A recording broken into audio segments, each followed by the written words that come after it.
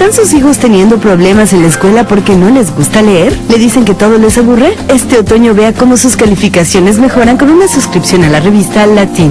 Una revista nueva para jóvenes latinos que les encantará leer. Compre una suscripción ahora. Llame al 1-800-816-1260. Con tan solo $3 asegura el futuro de sus hijos. Llame al 1-800-816-1260. Es el 1-800-816-1260. Sus hijos les darán las gracias.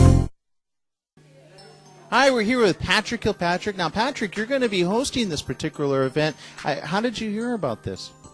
Well, actually, a lovely lady that works with my film company, Gloria Cassell, called me yesterday, asked me if I wanted to get involved. So I had been heading to Texas to do a charity event for something called Disability Resource Incorporated, which Texas?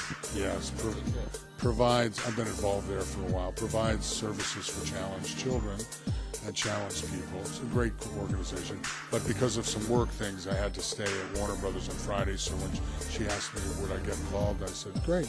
And I studied up on it, and it seems like a really, really worthwhile charity, grassroots organization. And speaking of which, I mean, that you got a hold of it last minute, but you took it on with such graciousness. Now, has this, the disease AIDS, has it touched anyone in your life? I think it's touched almost everybody in our society. Early on in the epidemic, we lost some really great creative people. I was personal friends with Perry Ellis, and he died of AIDS. Robert Hayes, who was one of the finest journalists I've ever known, who was a managing editor of Interview, was sort of responsible for my work at Interview magazine. There's been some actors I've worked with, Brad Davis. I've been in, my best friend in New York in early days, Marcus, was somebody who died early on in the epidemic. So, yeah, I have been touched by it. Although it's ironic, given my sexual behavior, that I'm even allowed in the room. But really? Well, I'm not going to ask that question. But, Patrick... How many people in the room are thinking that it's ironic that they're even allowed in the room? I guarantee I'm not the only person there. But and we're talking about, again, the children are particularly, affected as well. And I mean, that's...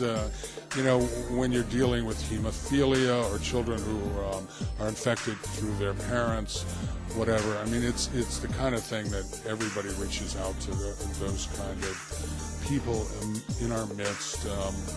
We really need to take care of children. I have 2 sons. Obviously, I'm concerned about all of that.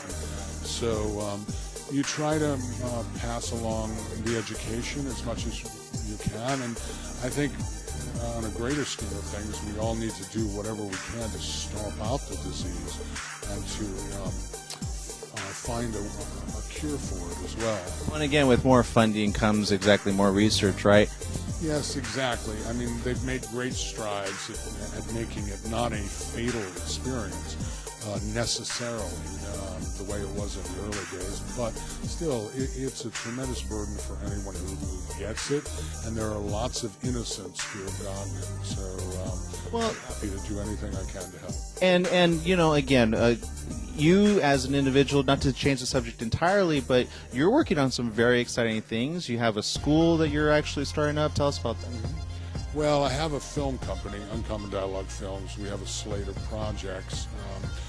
Recently, I auditioned about 1,000 actors for one of the films, and for some time now, I've been working as an actor for about 25 years, and I was really looking for a place to put the information that I gathered after 100 films and television shows and all of that. Which is a lot of experience. I mean, very few can touch that.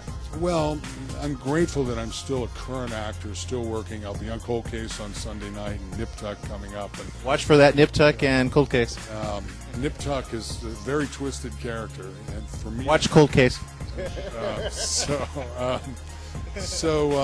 In any case, it really became apparent to me that there was a great pool of actors out there that were not getting information from their acting classes and their acting coaches about exactly what it was like to work in the business and to earn a living and secure the work by by actually going out and getting it from somebody who'd been doing it for a long time. Right. So we created something called the Kilpatrick Entertainment Seminars.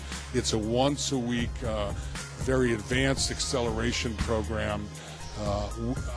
I believe that one of the reasons I've kept working is because I'm involved in producing and writing. So we want to have a cross-curriculum, producing, writing, and acting. So if you're a writer, you're learning about acting. If you're an actor, you're learning about writing and producing. I think any actor and any writer who's not building their own work in the world is really missing out. You know, we wouldn't, if you've got Private Benjamin coming from, oh my God, I'm drawing a blank on her name. Goldie Hawn. Goldie Hawn. It's a senior moment. Goldie Hawn. I'm having one right now. What did you just say? Goldie Hawn became a major star because she produced Private Benjamin, or she might just be remembered wonderfully as the Laughing Girl. Mel Gibson, one of the top stars, had to take his power as an actor and produce Braveheart, Apocalypto, those kind of things. If Ben Affleck, Matt Damon couldn't get arrested, but because they wrote Good Will Hunting, so I'll take off from there. Yeah, I see what you're saying. So keep your own work. You have to create your own work. The other thing is the dynamic skill of auditioning.